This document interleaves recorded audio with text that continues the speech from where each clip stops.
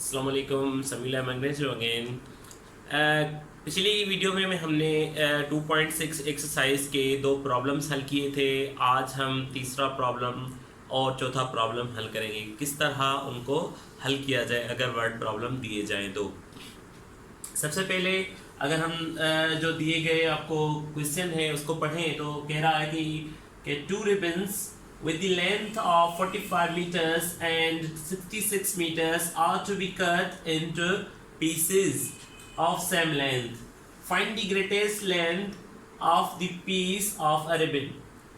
यानी ये पूछ रहा है कि अगर दो रिबन्स हैं, दो डिफरेंट लेंथ की रिबन्स हैं, एक की लेंथ जो है वो 44 मीटर्स है और एक की जो है वो 66 मीटर्स है। अगर कोई बंदा चाह रहा है कि इनको इक्वल पीसेस में मैं कट करूं, इक्वल पीसेस में मैं इनको डिवाइड करूं, तो किस तरह मैं इनको डिवाइड कर पाऊंगा। यानी ये आपसे पूछ रहा है कि अगर दो रिबन्स हैं इनको इक्वली डिस्ट्रीब्यूट करें तो वो कैसे करें। तो उसके लिए मैंने पिछली वीडियो में मैंने आपको समझाया था कि अगर वर्ड आ जाए ग्रेटेस्ट, हाईएस्ट, लार्जेस्ट या मैक्सिमम, तो वहाँ आप समझ जाएंगे कि आप यहाँ HCF करेंगे। HCF का जो मेथड मैंने आपको दूसरा समझाया था 44 और 66 का आप एक साथ भी कर सकते हैं, जो पिछली वीडियो में हमने सीखा था। किस तरह इस पर 2 की टेबल लगा सकते हैं, दोनों पर जा रही हैं क्योंकि दोनों ही इवन नंबर्स हैं। इस पर जाएगी 2 2s are 4, 2 2s are 4। इस पर 2 3s are 6, 2 3s are 6। याद रखिएगा, अगर आप इस तरीके से HCF मालूम करना चाह रहे हैं तो लाजमी तौर पर जो भी टेबल लगाएं दोनों पर लाजमी जानी चाहिए, अदरवाइज हम टेबल नहीं लगाएंगे। 2 की टेबल दोनों पर जा रही थी तभी मैंने 2 की टेबल लगाई। अब आ जाए इस पर, 2 की टेबल इस पर तो जाएगी, इस पर नहीं जाएगी, तो इसलिए 2 की टेबल नहीं लगाऊंगा। 3 की टेबल इस पर जाएगी, इस पर नहीं जाएगी, तो इस पर कौन सी टेबल पॉसिबली जाएगी, वो होगी आपकी 11 की। 11 की टेबल लगाएं, 2 11s are 22, 11 2s are 22, 11 3s are 33। तो आपके कौन कौन से फैक्टर्स निकले, 2 और 11, 2 11s are 22, तो HCF हो गया आपका 22। तो आपका आंसर क्या पूछ रहा था, आपको क्वेश्चन कौन सा पूछ रहा था, find the greatest length of the piece of a ribbon. तो आपका जो रिबन, दोनों रिबन्स थी उनको इक्वल पार्ट्स में अगर ये डिस्ट्रीब्यूट करना चाहे तो हर एक रिबन की लेंथ क्या होगी, 22 मीटर्स। ये आपका आंसर हो गया। आप क्या लिखेंगे, 22 मीटर्स, यानी एक की लेंथ जो होगी वो 22 मीटर्स होगी।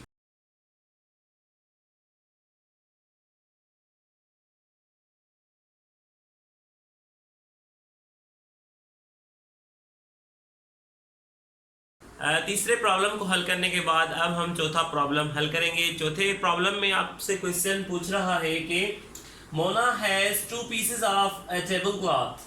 One is 48 centimeters wide while the other is 90 centimeters wide. She wants to cut both pieces of equal width. What should be the width of each strip? यानी मोना के पास 2 टेबल क्लॉथ है, जो table को साफ करने के लिए छोटे पीसेस होते हैं क्लॉथ के। एक की जो लेंथ है वो 48 सेंटीमीटर्स है, दूसरे की जो लेंथ है वो है आपकी 90 centimetres.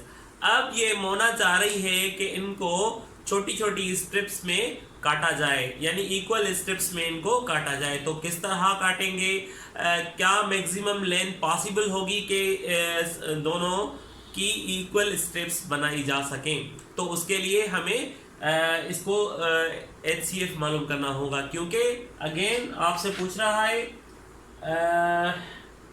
What should be the width of each strip. इसमें से आपको अगर इक्वल पीसेस बनाने होते हैं तो उसमें भी हम HCF ही मालूम करते हैं। हो सकता है आपको ये पढ़ने में थोड़ी डिफ़िकल्टी फील हो, वर्ड्स छोटे नज़र आ रहे हों। इस प्रॉब्लम को हल करने के लिए मैंने वीडियो से पहले आपको जो भी क्वेश्चन है वो मैं आपको डिस्प्ले करवा रहा हूँ, ताकि आप पहले क्वेश्चन को पढ़ लें, क्वेश्चन को समझ लें, उसके बाद आप उसकी सॉल्यूशन को देखें। अब इसकी भी आप करेंगे HCF। इस किस्म के प्रॉब्लम्स हों, यानी किन चीज़ों को इक्वल पार्ट्स में अगर तकसीम किया जाए, तकसीम कहने को कहा जाए, तो उसमें भी हम HCF या GCD ही मालूम करेंगे। तो GCD HCF के आपको मैंने बहुत सारे मेथड्स बता दिए हैं। जो भी मेथड आपको इजी लगे वो आप अप्लाई कर सकते हैं। इसमें अगेन आप वो मेथड अप्लाई कर सकते हैं जो मैंने आपको पिछली वीडियोस में समझाया।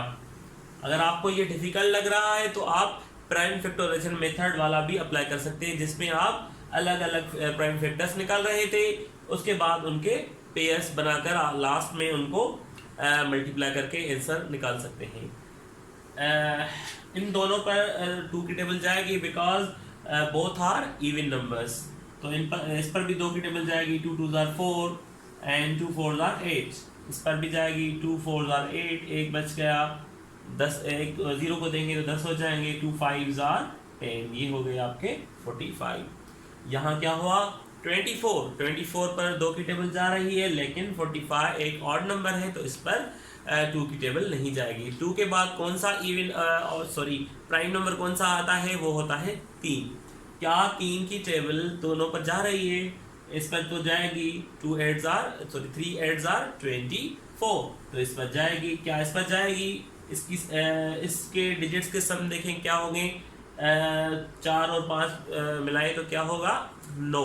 अगर 9 पर 3 की टेबल जा रही है तो 45 पर भी जाएगी, बिकॉज डिवीजन रूल आपने पढ़ लिया है कि डिवीजन रूल क्या कहता है।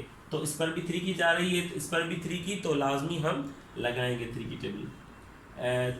8 3s are और 3 8s are 24, इस पर लगाए, 3 1s are 3, एक बच गया 15, 3 5s are 15।